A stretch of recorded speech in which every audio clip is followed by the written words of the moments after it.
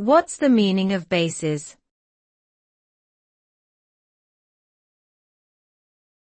Bases.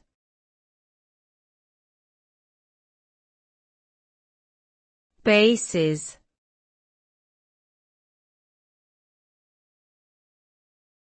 Bases.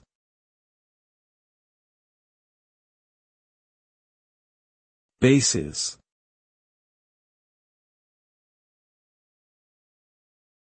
In a general sense, the term bases can refer to a number of different things depending on the context in which it is used. Most commonly, bases refers to the fundamental principles, foundations, or underlying structures on which something else is built or dependent. For example, in chemistry, bases are substances that have a pH greater than 7 and can neutralize acids. In genetics, bases refer to the building blocks of DNA. In military strategy, bases are fortified locations used as a central point for operations.